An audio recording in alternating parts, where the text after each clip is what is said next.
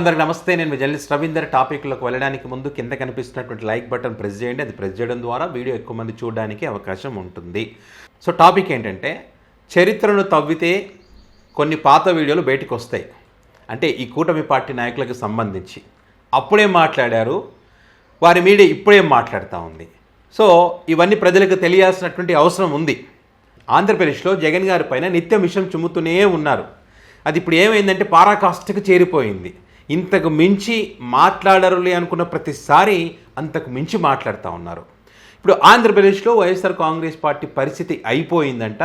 ఈ పరిస్థితి అయిపోయింది కాబట్టి కూటమి కూడా అద్భుతంగా పాలన చేస్తుంది. ప్రజలు కూడా కూటమికి మద్దతుగా నిలబడ్డారు కాబట్టి ఇంకో 20-30 సంవత్సరాలు వాళ్ళే అధికారంలోకి వస్తారని తెలిసినటువంటి వైసీపీ పార్టీ ఏం చేసైనా ప్రజాదరణ పొందాలి, ప్రజలను మన వైపు తిప్పుకోవాలని చెప్పి ఊహాలోకంలో వివరిస్తూ ఫేక్ ప్రచారాలతో ఫేక్ బతుకులు వైసీపీ పార్టీ చేస్తూ ఉందని చెప్పి దానికి వాళ్ళు పెట్టినటువంటి పేరేంటో తెలుసా? వైసీపీ పార్టీకి క్యాన్సర్ అనేది 4th స్టేజ్కి వచ్చేసిందని చెప్పి దారుణంగా మాట్లాడుతూ ఉన్నారు.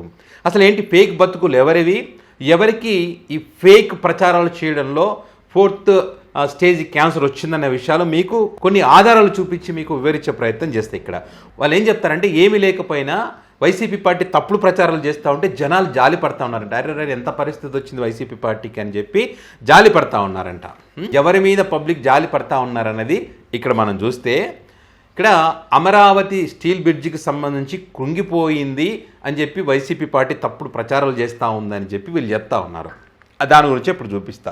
సాక్షి పత్రికలో వచ్చింది, వీళ్ళు తప్పుడు ప్రచారాలు వీళ్ళు ఇంకా మానేయరా అని చెప్పి ఏదైతే అంటున్నారో ఇక్కడ చూడండి.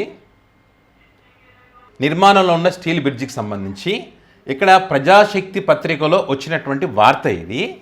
అత్యంత ప్రతిష్టాత్మకంగా నిర్మిస్తున్న ఈ వంతెన పైన ముఖ్యమంత్రి కూడా 2 సార్లు సమీక్ష నిర్వహించారు. పట్టణాభివృద్ధి శాఖ మంత్రి నారాయణ 9 సార్లు ఈ వంతెన పనులను ప్రత్యక్షంగా పరిశీలించారు. అప్పట్లో ఐరన్ స్వాన్లు బిగించేశారు. మొత్తం 4 లైన్లుగా బిగిస్తున్నటువంటి ఈ వంతెన నిర్మాణంలో దక్షిణ భాగంలో నిర్మించిన వంతెన గడ్డర్లు వంకర పోయాయి. తొలుత వేగంగా నిర్మాణ పనులు చేపట్టామని తెలిపిన అధికారులు చివర్ల లోపాన్ని గుర్తించారు. దక్షిణ భాగంలో నిర్మించిన 2వ వంతెన మధ్యలో గడ్డర్లు ఉండాల్సిన దానికంటే అదనంగా వంకర పోయాయి. దీనిపై స్లాబ్ వేస్తే ఇబ్బందులు వస్తాయని చెప్పి అధికారులు హెచ్చరించడంతో కొద్ది కాలం భారీ క్రేన్ సపోర్ట్తో నిలబెట్టారు. ఇది వాస్తవం. వైసీపీ దీని గురించే ప్రస్తావించింది. దీని గురించి ప్రశ్నిస్తే ఊహాలోకంలో బతుకుతున్నామని చెప్పి వైసీపీ ఫేక్ ప్రచారాలని అంటారా?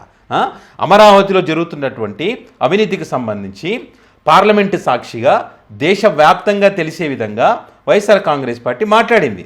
Amaravati is being built on the lands of farmers. Sir, 34,000 acres has been given by farmers for land pooling. They have not taken 1 rupee, they have not taken any benefit, and they gave it 2015. They were promised to develop plots that they will be given in 2 years, and free education for their children, housing scheme so that they can rebuild their houses, and various other promises. Sir. ఇట్లా parliament సాక్షిగా అమరావతిలో జరుగుతున్నటువంటి అవినీతికి సంబంధించి మిథున్ రెడ్డి గారు ప్రస్తావించడం జరిగింది. మరి దానికి సంబంధించి మీరేమైనా ఇది తప్పు అని చెప్పే ప్రయత్నం చేశారా? చెప్పలేకపోయారు. మరి ఇది ఎట్లా ఫేక్ ప్రచారం అవుతుందండి? అదేవిధంగా రిషికొండకి సంబంధించి మీరు చేసినటువంటి తప్పుడు ప్రచారం ఎలాంటిది? రిషికొండకి గుండు కొట్టేస్తూ ఉన్నారు. ఆ గుండు కొట్టేసినటువంటి రిషికొండను జగన్మోహన్ రెడ్డి, భారతి గారు ఉండడానికి నిర్మించుకుంటున్నారు. పర్యావరణాన్ని దెబ్బతీశారు. చట్టపరంగా రూల్స్ ఉంటే ఆ రూల్స్ని పాటించడం లేదు అని చెప్పి వీళ్ళు ఏదైతే చెప్పారో, ఇప్పుడు ఆ రిషికొండకు సంబంధించి వాళ్ళే వాడుకుంటున్న పరిస్థితి ఉన్నదా లేదా?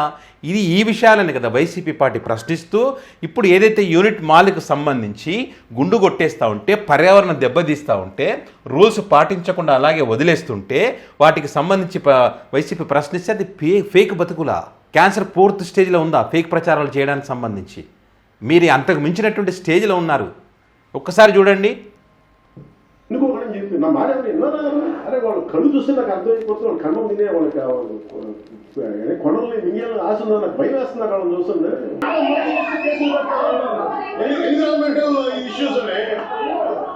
చట్టాలని కాపాడాల్సిన ముఖ్యమంత్రి, చట్టాన్ని పరిరక్షించాల్సిన ముఖ్యమంత్రి తనే వైలేషన్ చేస్తాం ఈ రోజున.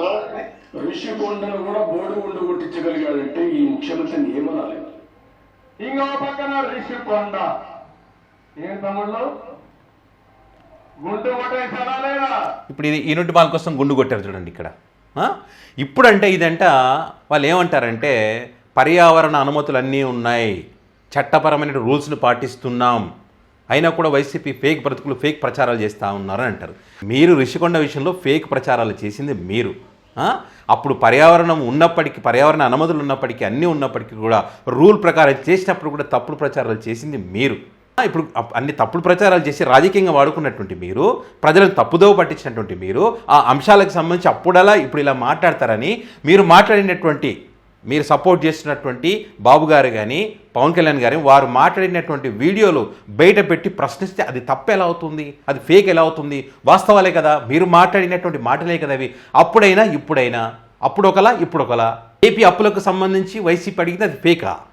14 లక్షల కోట్లు అన్నారు, మరి తప్పుడు ప్రచారం కాదా అది? 30,000 మంది మహిళలు మిస్ అయ్యారని చెప్పి తప్పుడు ప్రచారం చేశారు, ఇది తప్పు అని చెప్పి వైసీపీ ప్రశ్నించడం తప్పు అవుతుందా? మీరు చేసింది ఫేక్ ప్రచారాలే కదా, వైసీపీది ఎట్లా ఫేక్ ప్రచారం అవుతుంది? సుగాలి ప్రీతికి సంబంధించి వచ్చిన నెల లోపటే పరిష్కారం చేస్తాం, సమస్య శిక్ష పడుతుంది నిరసనకు అని చెప్పారు.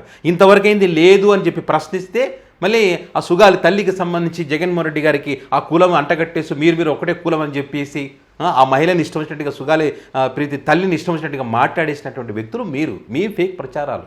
ఆడబిడ్డ అనేది పథకం అమలు చేయకుండా 3 పెడితే 30,000, 4 పెడితే 40,000 అని చెప్తా ఉన్నారో, దీనికి సంబంధించి వైసీపీ ఖండిస్తూ ఉన్నది. ఆల్రెడీ మహిళలకు ఆడబిడ్డ నిధి కింద ఇస్తాననేటువంటి ఆ పథకాన్ని అమలు చేయకుండా ఇప్పుడు కొత్త డైవర్షన్ పాలిటిక్స్లో భాగంగా ఇవన్నీ చెప్తా ఉన్నారని ప్రశ్నిస్తే ఇది ఫేక్ అంట. మీరు కదా ఫేకు. ఇప్పుడే అందరు ఆర్థిక ఇబ్బందులు ఉంటే మళ్ళీ 3 కానివ్వండి 4 కానివ్వండి అని అంటే మీరు ఫేక్ ప్రచారాలతో ఊహాలోకంలో బతుకుతా ఉన్నారు. అంత బాగుంది అంత బాగుందని, కానీ గ్రౌండ్ రియాలిటీ అది కాదు. ఇవన్నీ వాస్తవాలు. మళ్ళీ పైగా ఏమంటారు వైసీపీ పార్టీని అంట, పిల్లి కళ్ళు మూసుకొని పాలు తాగుతుంది కనిపించడం అనేది చందంగా వైసీపీ పార్టీ ప్రవర్తిస్తూ ఉంది. పబ్లిక్ జాలి పెడతా ఉన్నారని. పబ్లిక్ నిజంగానే జాలి పెడతా ఉన్నారు.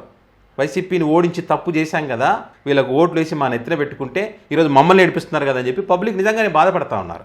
మీ ఫేక్ ప్రచారాలకు సంబంధించి మీరు అప్పుడేమన్నారు ఇప్పుడేమన్నారు దాన్ని మొత్తం చరిత్ర తవ్వి బయట పెడతా ఉన్నారు సోషల్ మీడియా వేదికగా. ఇవన్నీ ఎట్లా గెలొచ్చినాయంటే పబ్లిక్ చైతన్యవంతులు అయ్యారు కాబట్టి అవన్నీ బయటకు వస్తూ ఉన్నాయి. మీకు నచ్చిన వ్యక్తి సీఎంగా ఉంటే ఒక రకంగా, మీకు నచ్చిన వ్యక్తి సీఎంగా ఉంటే ఇంకొక రకంగా ఉంటుందా? వైసీపీ అడిగిన దానికి ఆన్సర్ ఇవ్వకుండా దారుణంగా వివేక గొడ్డలిపోటు అంటారు, తల్లి చెల్లి అంటారు, విధ్వంసాల పార్టీ అంటారు. ఇప్పుడు కొత్తగా ఏంటంటే వాళ్ళ సోషల్ మీడియా వేదిక మొత్తం చూడండి, గొడ్డలి పార్టీ ఇదే పేరు. వీళ్ళ అఫీషియల్ పేజీలో వీళ్ళు అడుగుతున్నది ఏంటి, మీ అఫీషియల్ పేజీలో ఉన్నది ఏంటి, అది చూసుకుంటే తెలిసిపోతుంది ఎవరి ఫేక్ బతుకులు, ఎవరి ఫేక్ ప్రచారాలు, ఎవరికి క్యాన్సర్ 4th స్టేజ్ ఉంది ఫేక్ ప్రచారాలు చేయడంలో అన్నది.